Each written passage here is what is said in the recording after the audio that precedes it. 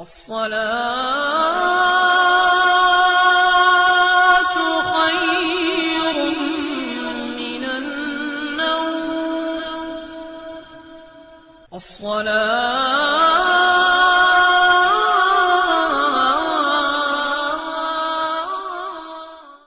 اعوذ باللہ من الشیطان الرجیم. بسم اللہ الرحمن الرحیم.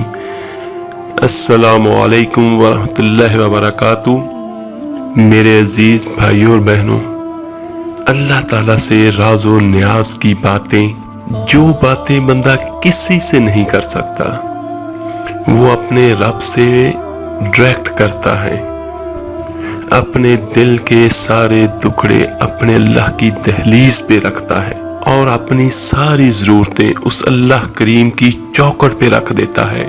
اور اس سے مانگتے ہوئے بندے کو شرم نہیں آتی، حیا نہیں آتا، بلکہ اس سے مانگتے ہوئے فخر محسوس ہو رہا ہوتا ہے کہ میں اپنے اللہ سے مانگ رہا ہوں. اگر آپ کسی اور سے مانگتے ہیں تو جھجک لگتی ہوگی، لیکن اگر اپنے اللہ سے مانگیں تو اپنائیت کا احساس ہوتا ہے. میں اس سے مانگ رہا ہوں کیونکہ وہ ہمارا رب ہے. ہمارا اس سے رشتہ بہت گہرا ہے. مسجد نبوی صلی اللہ علیہ وسلم کا ایک کونا تھا اور ایک بندہ وہاں بیٹھ کر دعا مانگ رہا تھا. اس کے دعا کے لفظوں پہ غور کیجئے گا. اے اللہ، میں تجھ سے اس لیے مانگتا ہوں کہ تو میرا رب ہے، تیرے علاوہ میرا کوئی ہے بھی تو نہیں. تو یہ وہ بندہ دعا مانگ رہا تھا اور مسجد نبوی صلی اللہ علیہ وسلم کے کونے میں بیٹھا تھا. میرے آقا دو جہاں صلی اللہ علیہ وسلم نے دیکھا تو اور ایک صحابی سے کہا، وہ جو دعا مانگ رہا ہے اس کو جا کر بتا دو تمہاری دعا قبول ہو گئی ہے. دعا اپنے رب سے مانگنے کا سب سے بہترین ذریعہ ہے اور دعا خود عبادت ہے. جب ہماری ضرورتوں کا کفیل وہ ہے تو پھر اسی سے مانگیں گے اور کس سے مانگیں گے. اور جب اللہ سے بندہ مانگتا ہے تو پھر وہ مانگنے والے کی لاج بھی رکھتا ہے. حدیث کا مفہوم ہے کہ تمہارا رب حیا کرنے والا کریم ہے. جب بندے اس کے سامنے ہاتھ پھیلا کر دعا مانگتے ہیں تو اللہ تعالیٰ فرماتا ہے، مجھے شرم آتی ہے ان کے اٹھے ہوئے ہاتھوں کو خالی کیسے موڑوں. جب انہوں نے مجھ سے مانگا ہے تو میں نے بھی نہ دیا تو کون دے گا. میں آپ کو ایک چھوٹی سی مثال دیتا ہوں. اگر کچھ لوگ کسی دنیا دار آدمی کے پاس چلے جائیں جو ڈیرا بنا کر بیٹھا ہوا ہو اور اس سے کوئی چیز مانگے اور وہ دینے کی طاقت رکھتا ہو، تو وہ کیا خالی لٹائے گا؟ وہ کہے گا کہ میرے ڈیرے پر اتنے لوگ آئے ہیں اور ڈیرہ داری کی شان کے خلاف ہے کہ میں ان کو خالی لٹا دوں. تو جب یہ دنیا دار خالی نہیں لٹاتا تو میرا اللہ کیسے خالی لٹائے گا؟ وہ تو بہت کریم ہے، مہربان ہے اپنے بندوں پر. جب بندے اس کی دہلیز پہ چل کے آ جائیں تو وہ بندوں کی ضرورتوں کا کفیل ہے اور ان کے ہر درد کو جانتا ہے اور ان کی ضرورتوں کو پورا کرتا ہے. میرے عزیز بھائیوں اور بہنوں، علماء نے کہا ہے کہ دعا ہر صورت قبول ہوتی ہے. یا تو یہ ہے فوراً قبول ہو جاتی ہے، اور کبھی ایسا ہوتا ہے کہ فوراً نہیں ملتا، اس میں بھی اللہ کی حکمت ہوتی ہے. اور کبھی ایسا ہوتا ہے نہ فوری دیا جاتا ہے نہ دیر سے دیا جاتا ہے. اس دعا کو ذخیرہ کر لیا جاتا ہے اور حشر کے دن اس کا بدلہ دیا جائے گا. اور حدیث میں آتا ہے حشر کے دن جب ان دعاؤں کا بدلہ دیا جائے گا جن کا بدلہ دنیا میں نہیں ملا تھا، تو لوگ آرزو کریں گے کاش کہ دنیا میں کوئی بھی دعا قبول نہ ہوئی ہوتی. میرے عزیزوں، اللہ کی ذات وحدہ لا شریک وہ ذات ہے جو بھی بندہ اس سے مانگتا ہے وہ اس کو ضرور دیتا ہے. رزق کی تنگی ہے، جو بھی مشکل، جو بھی پریشانی ہے، آج والا وظیفہ میں آپ کو بیان کروں گا. یہ پڑھ کے آپ اپنے اللہ سے دعا کریں. تو یہ پڑھنا ہے، آپ نے دل سے پڑھنا ہے، تو انشاءاللہ تعالیٰ آپ کے رزق میں بہت زیادہ برکت ہوگی. رزق کی برکت کے اور امیر ہونے کے کچھ عمل میں آپ کو بیان کرتا ہوں.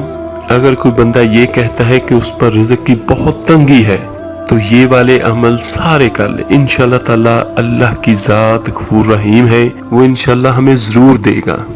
جب رزق تنگ ہونے لگے تو مولا علی سرکار رضی تعالیٰ عنہ کا ایک فرمان ہے، صدقہ دے کر رب سے کاروبار کر لیا کرو، صدقے میں آپ کے رزق میں اضافہ ہوگا۔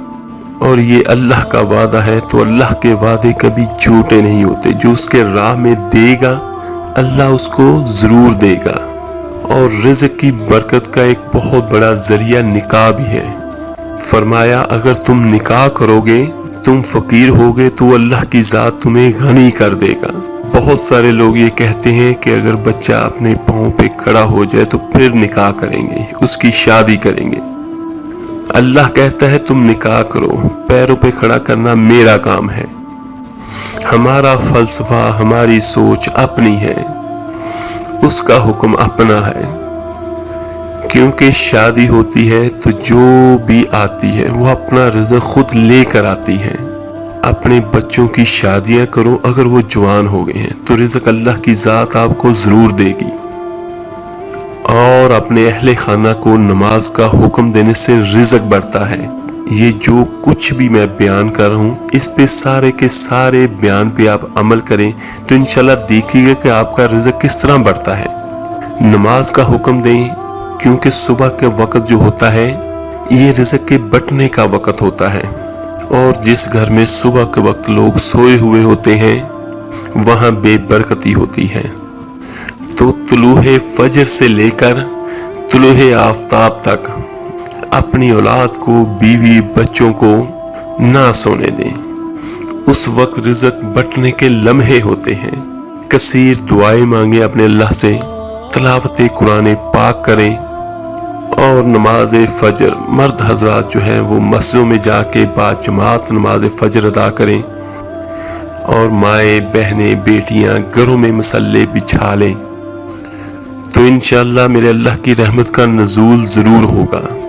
اب حدیث میں رزق میں اضافے کا آپ کو ایک اور نسخہ بیان کر رہا ہوں۔ میرے آقا دو جہاں صلی اللہ علیہ وآلہ وسلم نے فرمایا، جو شخص یہ چاہتا ہے اس کے رزق میں برکتیں ہوں اور اس کی عمر میں اضافہ ہو، تو وہ اپنے رشتہ داروں کے ساتھ اچھا سلوک کرے۔ رشتہ داروں کے ساتھ اگر اچھا سلوک کرو گے تو پھر تمہارے رزق میں برکت ہوگی، عمر میں برکت ہوگی۔ غریب ہیں تو ان کی مدد کریں، آپ ان کی پریشانیاں بانٹ لیں۔ آپ جو کچھ کر سکتے ہیں اپنے رشتہ داروں کے لیے ضرور کیجئے، تو اللہ آپ کے لیے کرے گا۔ ان کو مشکلاتوں سے نکالنے کی کوشش کیجئے۔ آپ ان کو مشکلاتوں سے نکالو گے تو اللہ تعالیٰ آپ کو مشکلاتوں سے نکالے گا۔ تمہارے رزق میں بھی برکتیں ہوں گی اور تمہارے مال میں بھی برکت ہوگی۔ اور فرمایا میرے آقا دو جہاں صلی اللہ علیہ وآلہ وسلم نے کہ بہتر صدقہ وہ ہے جو ناراض غریب رشتہ دار کو دیا جائے۔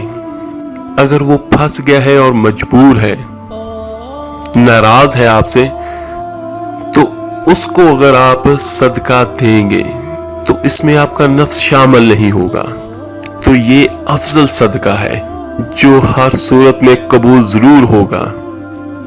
اور جو آج کا سورہ کوثر کا وظیفہ ہے وہ میں آپ کو بیان کرتا ہوں۔ چھوٹا سا پیارا سا وظیفہ ہے، چھوٹی سی سورت ہے، اور اس کا بڑا ہی شارٹ سا وظیفہ جو میں آپ کو بیان کرنے لگا ہوں، یہ ہر مرد عورت آسانی کے ساتھ پڑھ سکتے ہیں، آسانی کے ساتھ، جس جگہ پہ ہو جہاں بھی ہو۔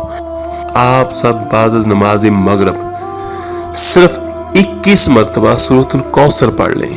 اول آخر دروشی پڑھنے کے بعد آپ نے صرف 21 مرتبہ نماز مغرب کے بعد سورہ کوثر پڑھنی ہے، تو انشاءاللہ تعالیٰ آپ کے مال میں کثرت ہو جائے گی۔ یہ صرف 5-7 منٹ کا وظیفہ ہوگا، زیادہ سے زیادہ۔ اور اگر بہت زیادہ مسائل اور بہت زیادہ آپ پھنسے ہوئے ہیں تو ہر نماز کے بعد آپ 21 مرتبہ سورہ کوثر پڑھ لیں، تو انشاءاللہ تعالیٰ آپ دیکھیں گے کہ گھر میں برکتیں اترتی محسوس ہوں گی۔ تو میرے عزیز بھائیوں اور بہنوں، یہ وہ رزق کے اسباب ہیں، اگر ہم یہ عمل کر لیں تو ہم لوگ اللہ کی خاص رحمتوں کے حقدار ہو جائیں گے، ہمارے رزق میں، عمر میں، ہمارے مال و دولت میں برکت ہوگی۔ اللہ تعالیٰ سے دعا ہے اللہ تعالیٰ سب کو رزق زیادہ سے زیادہ اور وافر مقدار میں عطا کرے، کیونکہ اسی کے خزانے ہیں اور وہ جس کو چاہے جتنا مرضی زیادہ سے زیادہ دے دے، کوئی اس کو پوچھ نہیں سکتا، کوئی اس سے کہہ نہیں سکتا۔ اس وظیفے کو کرنے کے بعد ہم اللہ سے روزانہ کی بنیاد پر دعا کریں گے تو انشاءاللہ تعالی ہمارے سب کام جو ہے وہ سیدھے ہو جائیں گے۔ اس ویڈیو کو لائک، سبسکرائب اور شیئر ضرور کیجیے گا۔ آپ کے ایک شیئر کرنے سے جو کہ اللہ کا نام، اللہ کا کلام قرآن مجید پڑھے گا، اس کا ثواب، اس کا اجر آپ کو، مجھے، ہم سب کو ملے گا۔